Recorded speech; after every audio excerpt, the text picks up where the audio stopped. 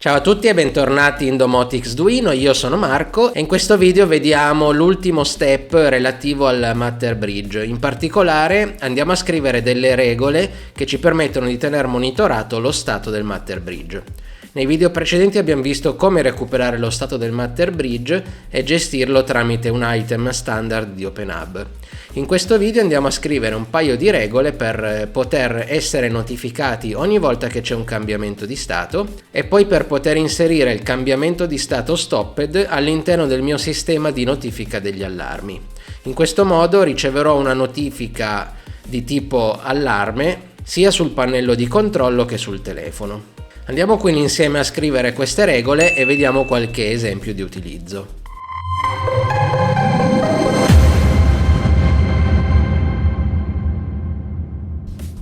Eccoci sulla home page di OpenHub, quindi la prima cosa che dobbiamo fare è andare su impostazioni, regole, per scrivere la prima regola che ci permette di essere notificati ad ogni cambiamento di stato del Matter Bridge. Quindi andiamo a creare la nostra regola, gli diamo un nome, notifica stato Matter Bridge. Il trigger che scatena questa regola è un trigger che si basa su un item.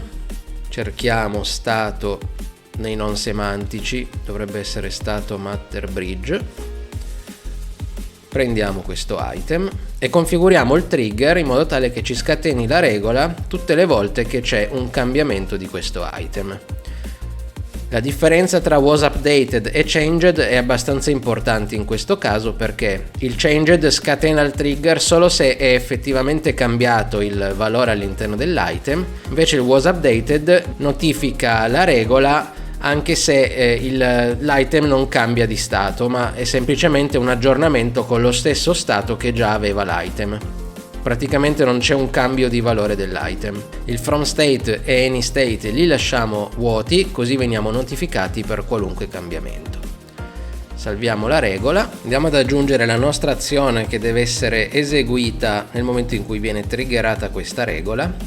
Facciamo un'azione semplice di inline script usando rule DSL, quindi il linguaggio standard di OpenHub.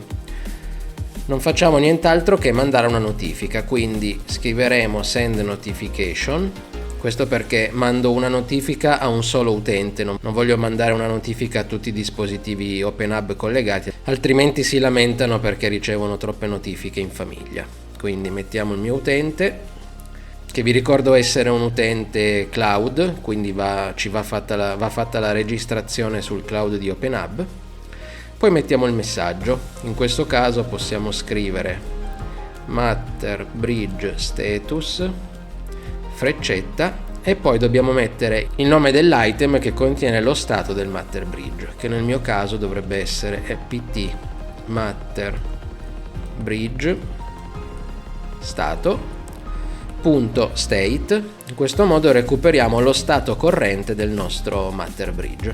Dovrebbe essere sufficiente così. Clicchiamo su salva, torniamo indietro, non dobbiamo fare altro in questa regola, salviamo e a questo punto dovremmo provare a magari stoppare e riavviare il Matter Bridge. A questo punto prendo lo smartphone e controlliamo se effettivamente arrivano le notifiche nel momento in cui andiamo a fermare il Matter Bridge. Quindi torniamo indietro, andiamo su Matter Binding, disattiviamo il Matter Bridge. Ok, è arrivata la notifica stopped, la togliamo, adesso lo rilanciamo e aspettiamo i cambiamenti di stato. Ok, starting perché è lo step prima dello started, quindi sta provando a partire. Se va tutto a buon fine, tra un po' dovrebbe arrivare started. Ed ecco che running, vabbè, non started.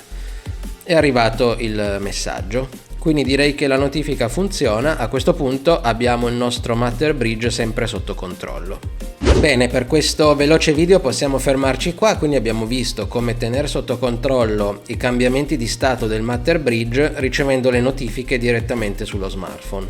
Nel prossimo video vediamo come integrare questo meccanismo di controllo all'interno del mio sistema di notifica di allarme.